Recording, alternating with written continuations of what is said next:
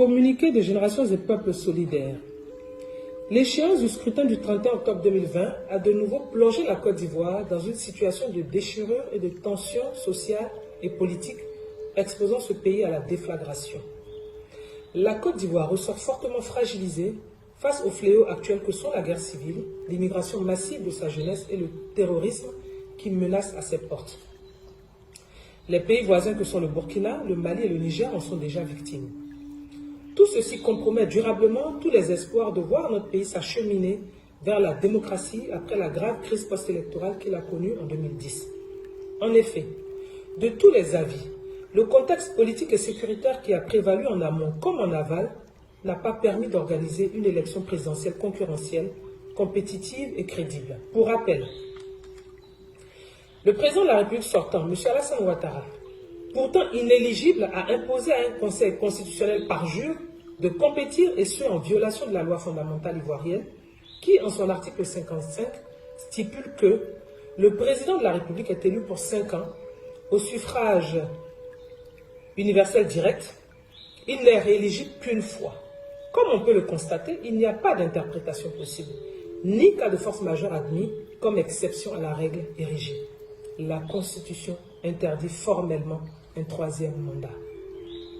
En plus, les candidatures légitimes et légales de l'ancien président Laurent Gbagbo et de l'ancien premier ministre Guillaume Touba Soro ont été rejetées, au mépris de la législation ivoirienne et en dépit des injonctions de la justice internationale, notamment de la Cour africaine des droits de l'homme et des peuples.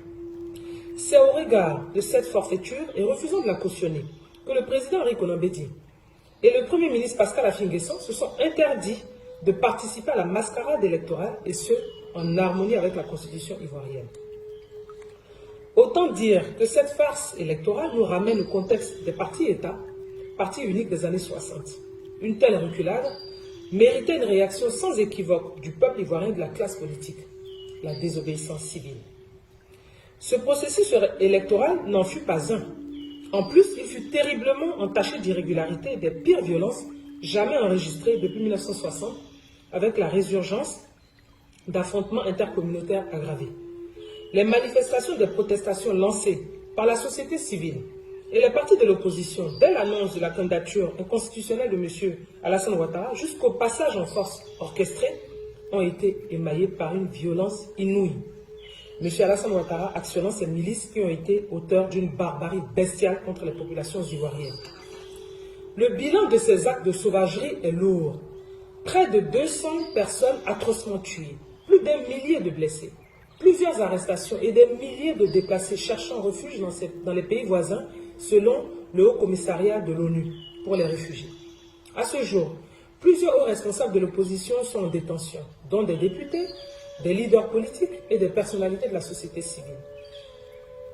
Malgré le règne de la terreur et les nombreuses violations des droits de l'homme observées, l'opposition politique en toute responsabilité affirme que le seul antidote à l'effondrement de l'État ivoirien demeure la démocratie et le respect strict de la Constitution.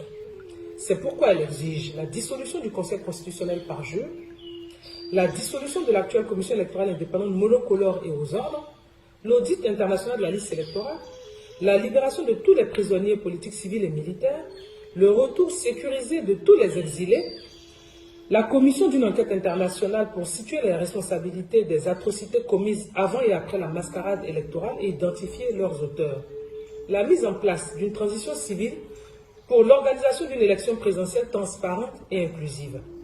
C'est dire que nous ne reconnaissons pas le 3e mandat inconstitutionnel de M. Alassane Ouattara et par conséquent, il ne peut être accepté comme président élu. Génération et Peuple solidaires considèrent que la farce électorale du 31 octobre 2020 établit clairement que le peuple de Côte d'Ivoire n'a pas voté pour Alassane Ouattara. Et de ce fait que ces élections sont réputées nulles et de nul effet. Les tentatives maladroites du président français Emmanuel Macron de reconnaître M. Alassane Ouattara comme président en violation de la Constitution du massacre de plus de 200 Ivoiriens, dont le jeune Kofi Toussaint décapité, est une faute. Génération et Peuple solidaires note qu'une telle posture de la France ne fait qu'empirer le climat politique déjà délétère. Génération et Peuple solidaires considère que le bradage économique au profit des multinationales françaises par M. Alassane Ouattara ne doit en aucun cas justifier son adoubement au détriment des nobles valeurs des droits de l'homme et de la démocratie. En effet, de gros contrats juteux, sulfureux et teintés de corruption, en l'occurrence la construction du métro d'Abidjan, concédé au coût faramineux de 1,5 million d'euros, soit environ de 1000 milliards de francs CFA, et le projet d'extension de l'aéroport d'Abidjan, concédé en pleine campagne électorale, heurte l'éthique et les principes de la bonne gouvernance, si chers semble-t-il à l'Union européenne. Ceci achève de convaincre les plus sceptiques, si besoin en était, qu'il y a une inversion de l'échelle des valeurs de la démocratie et les rend plus détestables. Génération des peuples solidaires dénonce de telles pratiques qui violent la loi Sapin en France, ainsi que les règles et pratiques de l'Union européenne. Génération des peuples solidaires appelle les juridictions internationales, notamment françaises, à se saisir de ces dossiers suscités. Génération des peuples solidaires indique que le combat pour une Afrique libre et démocratique demeure son leitmotiv. Génération des peuples solidaires continuera à s'opposer au troisième mandat et aux présidences à vie en Afrique. C'est pour toutes ces raisons qu'il urge que l'opposition politique se réveille et porte haut le flambeau du combat pour la démocratie et l'état de droit.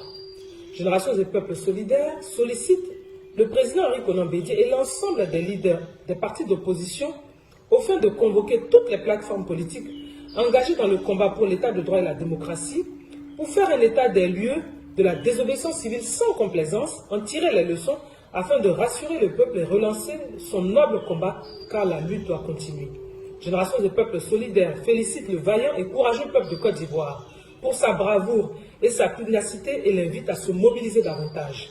Génération des peuples solidaires salue la mémoire de nos martyrs exécutés par les miliciens sur l'autel du pouvoir absolu de M. Alassane Ouattara et dit sa détermination à se tenir solidairement aux côtés des blessés et des familles éplorées.